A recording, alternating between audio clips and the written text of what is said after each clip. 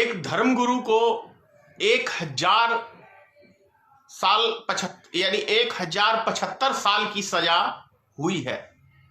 जानते हैं क्यों? और ये घटना कहां की है? ये घटना है तुर्की की।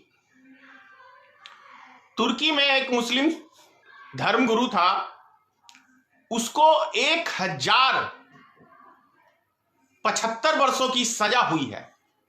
उसका कारण क्या था? उसकी 1000 गर्लफ्रेंड थी। 1000 गर्लफ्रेंड, उनके साथ उसने यौन शोषण किया। तो वहां की एक अदालत ने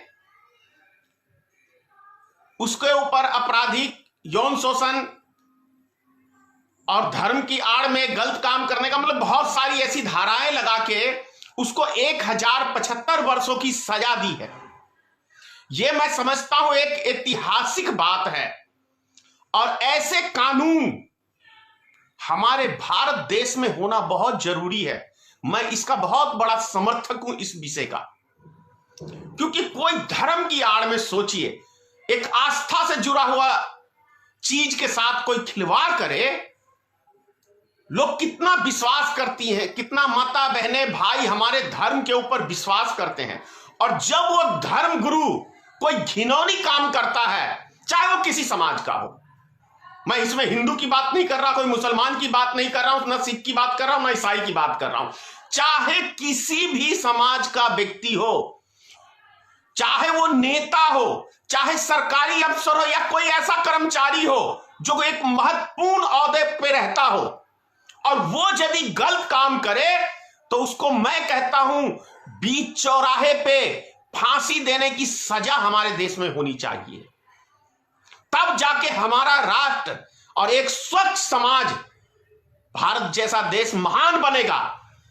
अभी देख लीजिए आप लोग, जगह जगह मतलब एक, चाहे वो किसी भी समाज में हो, बहुत सारे हमारे मित्रों को ये लगता है कि धनेश्वर महतो सभी समाज का बुराई करता है।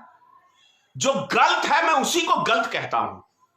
अगर मेरी औलाद गलत करे तो मैं उसको बीच चौराहे पे जूते से मारना पसंद करूंगा।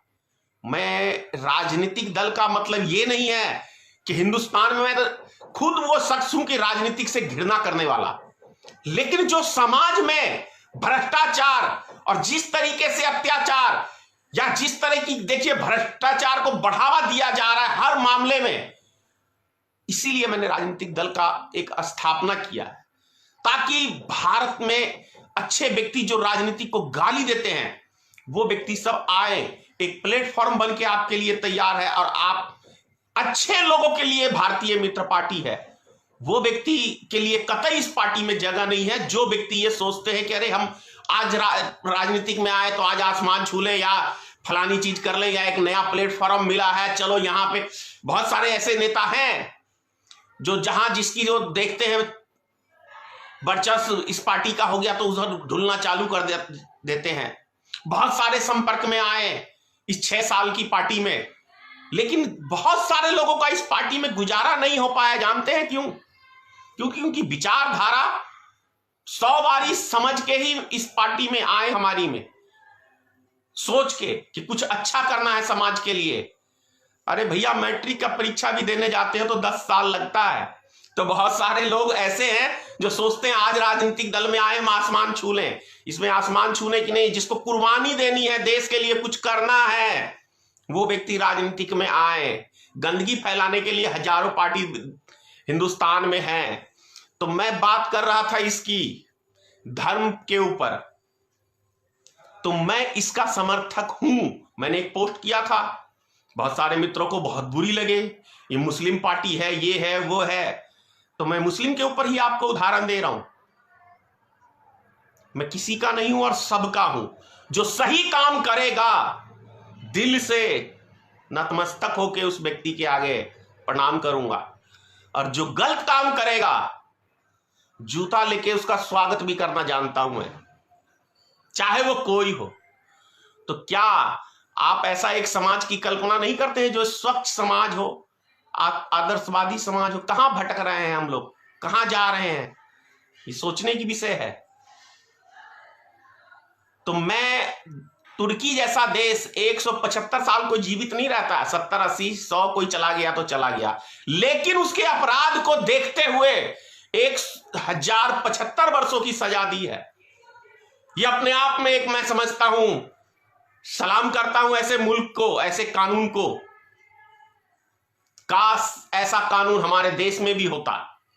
अभी चाइना के अंदर एक नेता भ्रष्टाचार की उसमें साबित हो गया था, चाइना में फांसी की सजा हुई, लेकिन हमारे देश में क्या होता है?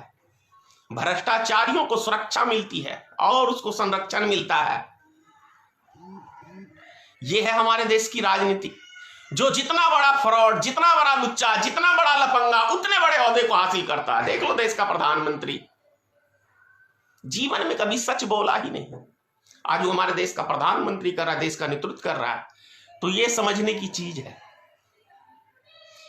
कितने सारे किसान भाई हमारे रोड पे इस कड़ाके की ठंड में शहीद हो गए, लेकिन इस कसाई को दया नहीं आई, कसाई को दया नहीं आई, हिटलर को दया नहीं आई।